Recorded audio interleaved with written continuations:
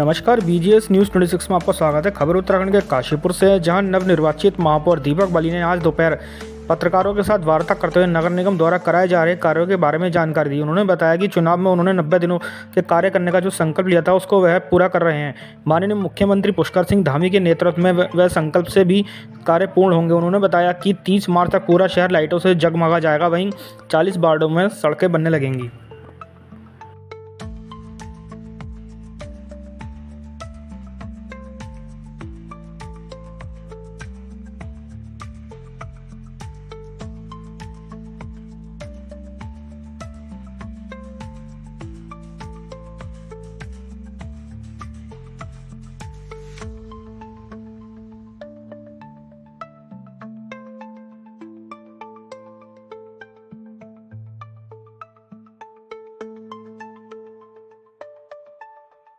कि जब मैं कहीं बात करता हूं, मैं योजनाओं पे काम कर रहा हूं, मुझे भी हौसले की जरूरत है, आप लोगों के साथ की जरूरत है। मैंने बोला कि कोई जादू की छड़ी नहीं, लेकिन काम करेंगे।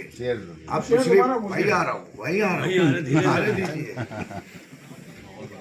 तो क्या है, नहीं माहौल नहीं बना रहा हूँ। तो क्या है कि जब आप लोग पुराना ही याद दिलाते रहेंगे बार बार, तो उस पर मैंने ये कहा है भाई पुराना ये हो गया, पुराना खराब हो गया, पुराना ऐसा हो गया।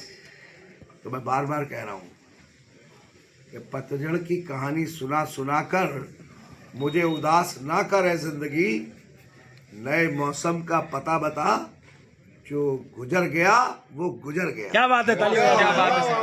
माता का जो डोला आएगा वो चेती मेले से पहले बना दिया जाएगा। साथ में आपने एक बात और कह दी, जैसे जैसे श्रद्धालु बढ़ते जा रहे हैं, सुविधाओं का अभाव है, ऐसी होनी चाहिए। तो क्या क्या करने जा रहे हैं? देखिए ऐसा है, अभी तो नगर निगम को उसका अधिकार नहीं मिला है संचालित करने का। मैंने पत्र जिलाधिकारी जी को लिख दिया है। अगर अब कहते मेले में बहुत कम समय बचा है, आप जानते हैं, तो इन सारे समय में सारी सुविधाएं हो सकता है ना हो पाए, लेकिन आपको पिछली बार से इस मेले में आपको बहुत सारी चीज़ों में फ़र्क दिखाई देगा।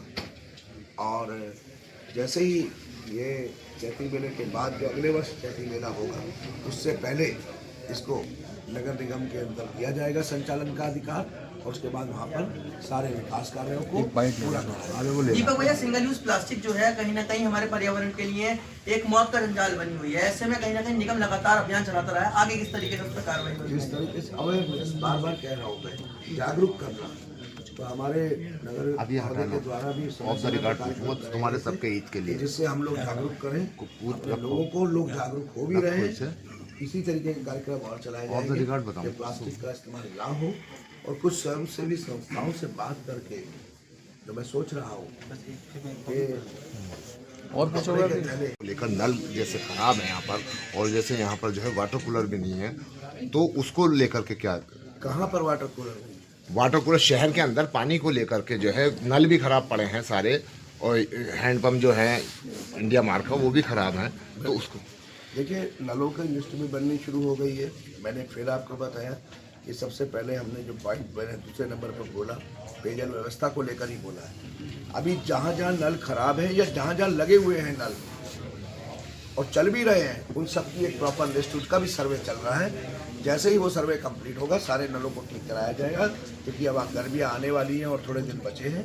तो पेयजल व्यवस्था को तो बिल्कुल दुरुस्त करा जाएगा, चाहे बाहर से आने वाले लोग हों या शहर में रहने वाले लोग हों, सबके लिए व्यवस्था। दीपक जी, एक दीपक बिल्डर ने यहाँ पर फ्लाईओवर आरओबी बनाया, उसके बगल में उसने नाले बनाए। उन नालों की वजह से जैसे बरसात आएगा वो नाले साफ नहीं हुए हैं। पिछले साल शायद आपने सर ने चिट्ठी भी लिखी थी उनको। वो नालों की वजह से वो जो पानी जो है सड़क पे बहता है और गलियों में जो है वो होता है। सफाई आज तक नहीं, शायद आपने पिछले साल उन्हें पत्र भी लिखा। इसके ऊपर वैसे किसका जिम्मेदारी किसकी? NHPWD Haldwani division. हाँ, तो अरुण जी बैठते हैं NHPWD। ठीक है, वो आज तक साफ ही नहीं हुए, 3 साल हो गए। कोई बात नहीं है, पाइप भी डाले थे, अभी तक पाइप भी डाली। इस पर बात करते हैं। मैंने कहा ना कि कुछ चीज़ें ऐसी हैं, मैं आपको बताना चाहूँगा कि कुछ चीज़ें ऐसी हैं जिस पर विधायक जी से बात होनी है, और वो पॉइंट मेरे बने हुए हैं। क्योंकि उसकी नालों की सफाई जो है निगम ही कराता है, जो आगे पीछे वाले सिर्फ उस एरिया को है वो ढक दिया गया है, ढके हुए हैं वो आपने जो कहा है जिम्मेदारी किसी की भी हो, लेकिन काशीपुर के प्रति जवाबदेह मैं हूँ, तो इसलिए निश्चिंत रहिए। आपने आज इस समस्या को बताया है, मैं इसका संज्ञान लेकर स्थलीय विजिट भी करूंगा आप लोगों के साथ और इसका निदान करेंगे।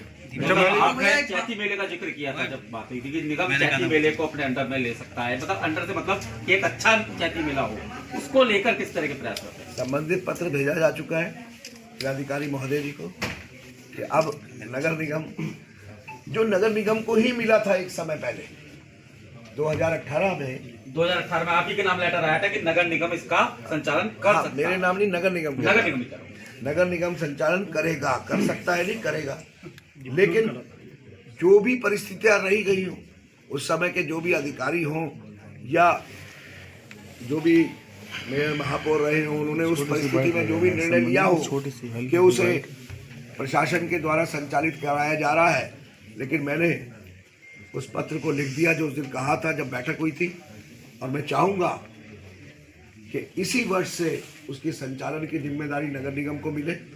और किसी वजह से, क्योंकि समय बहुत कम रह गया है, अगर किसी वजह से ऐसा संभव नहीं हो पाता, ये तय मानिए कि अगले वर्ष इसका संचालन नगर निगम ही करेगा। अच्छा, दाखिलकारी शुल्क आपने खत्म किया, ये अच्छी बात है जनता के लिए, लेकिन निगम आत्मनिर्भर बनने की दिशा में ये माना जा रहा है कि पूरे भारत में जितनी निगम है वो अपनी अर्निंग खुद जनरेट करें, तो उस दिशा में क्या काम महत्वपूर्ण निर्णय होगा? ऐसा है जी कि दाखिलकारी शुल्क को ख़त्म करने से जो निगम की आय पर फर्क है वो इस वित्तीय वर्ष में भी 1,11,00,000 रुपया अभी तक हम लोगों ने कलेक्शन किया है।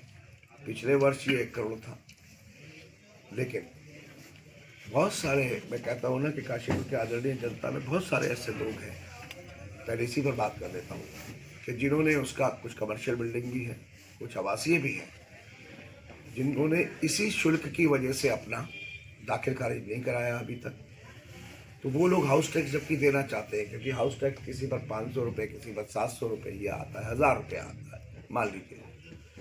तो एक तो उस नुकसान के सापेक्ष मुझे पूरी उम्मीद है, जो डाटा बताता है कि हम लगभग उससे 2 से 3 गुना ज़्यादा आय को बढ़ाएंगे उस नुकसान से। उसके अलावा